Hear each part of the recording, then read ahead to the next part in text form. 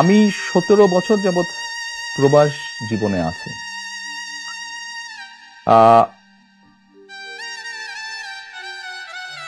111 তথাকথিত 111 সরকারের সময় যেই শারীরিক নির্যাতন আমার উপরে হয়েছিল, তারপরে চিকিৎসার জন্য আমি এই দেশে আসি। আমি যখন এখানে আসি, আমার ভাইকে আমি রেখে এসেছিলাম, ছোট ভাইকে। আমি যখন এই দেশে আসি, আমার সুস্থ মাকে আমি রেখে এসেছিলাম। একটি ঘর রেখে এসেছিলাম, যেই ঘরে আমি এবং আমার ছোট ভাই বড় হয়েছি, যেই ঘরে আমার বাবার স্মৃতি ছিল, যেই ঘরে আমাদের দুই ভাইয়ের সন্তানরা জন্মগ্রহণ করেছিল, যেই ঘরে আমার মায়ের বহু স্মৃতি ছিল, সেই স্মৃতিগুলোকে ভেঙে চুরে ধুলায় মিশিয়ে দেওয়া হয়েছে। যে ভাইকে আমি রেখে এসেছিলাম, সেই ভাই এখন আর নেই। যেই সুস্থ মাকে রেখে এসেছিলাম, সেই সুস্থ মা এখন সুস্থ নেই। শুধু অসুস্থই নন, ওনার উপরে মানসিক এবং শারীরিক নির্যাতনও করা হয়েছে। আমি আমার পরিবারের যে কাহিনী আপনাদের সামনে তুলে ধরলাম,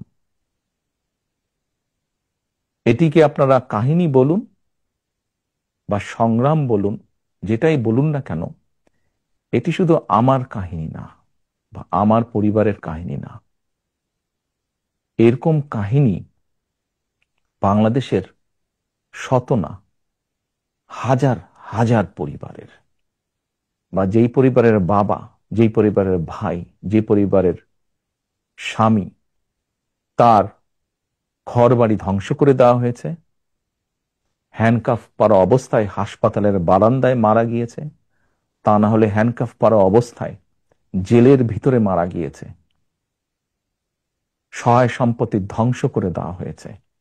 এই সকল অন্যায়, এই সকল হত্যা, এই সকল নির্যাতনের জন্য যারা দায়ী, যারা এসবের হুকুম দিয়েছে, তাদের প্রত্যেকের বিচার হতে হবে। এটি প্রতিশোধের কোনো বিষয় নয়, এটি ন্যায়ের কথা, এটি আইনের কথা। অন্যায় হলে তার বিচার হতে হয়। কার সম্পর্কে কি মনোভাব, সেটি গুরুত্বপূর্ণ নয়। এখানে একটা বিষয় আলোচনায় এসছে যে যারা অপরাধী তাদের বিচার হবে, কিন্তু দল হিসেবে আওয়ামী লীগ তাদের রাজনীতিতে অংশগ্রহণ করতে পারা না পারার প্রশ্ন। বিএনপিরও অনেক নেতা অনেক সময় বলেছেন যে কোনো রাজনৈতিক দলকে নিষিদ্ধ করার পক্ষে তারা নন। তো এখন নির্বাচনও সামনে আসছে, ফলে আওয়ামী লীগ রাজনীতি করতে পারবে কি পারবে না সেই ধরনের একটা প্রশ্ন আসছে। তো সেই জায়গাটাতে বিএনপির কি অবস্থানটা হতে পারে? দল হিসেবে তারা যদি অন্যায় করে থাকে, তাহলে দেশের আইন অনুযায়ী তার বিচার হবে, দেশের আইন সিদ্ধান্ত নেবে। তার মানে এটা আদালতের বিষয় বলে মনে করছেন? দল হিসেবে যদি অন্যায় হয়ে থাকে তাহলে তাই হবে। সোজা কথায় অন্যায়কারীর বিচার হতে হবে, তো সেটি ব্যক্তি হোক, সেটি দলই হোক। যারা জুলুম করেছে তাদের তো বিচার হতে হবে, সেটি ব্যক্তিও হতে পারে, সেটি দলও হতে পারে। আপনি ব্যক্তিগতভাবে কি মনে করেন, আওয়ামী লীগের কি বাংলাদেশের রাজনীতিতে থাকা উচিত নাকি না?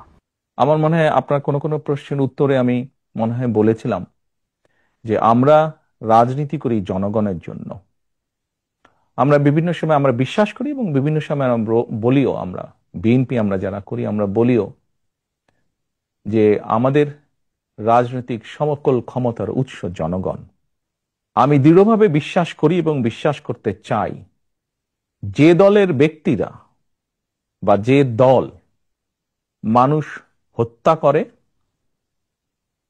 মানুষ গুম করে, মানুষ খুন করে, দেশের মানুষের অর্থ সম্পদ লুটপাট করে বিদেশে পাচার করে, জনগণ তাদেরকে সমর্থন করতে পারে বলে আমি মনে করি না। জনগণ যদি সমর্থন না করে কোনো রাজনৈতিক দল বা রাজনৈতিক সংগঠনকে, তাদের টিকে থাকার তো কোনো কারণ আমি দেখি না। যেহেতু জনগণের শক্তিতে আমরা বিশ্বাস করি, জনগণের সিদ্ধান্তে আমরা বিশ্বাস করি, জনগণের সিদ্ধান্তের উপরে আমরা আস্থা রাখতে চাই, এই বিষয়ের সবচেয়ে বড় বিচারক আমি মনে করি জনগণ। বিএনপির ভারপ্রাপ্ত চেয়ারম্যান তারেক রহমানের সাথে বিবিসি বাংলার সাক্ষাৎকারের এটি ছিল প্রথম পর্ব। দ্বিতীয় পর্বটি পেতে নজর রাখুন বিবিসি নিউজ বাংলার ইউটিউব চ্যানেল এবং ফেসবুক পাতায়।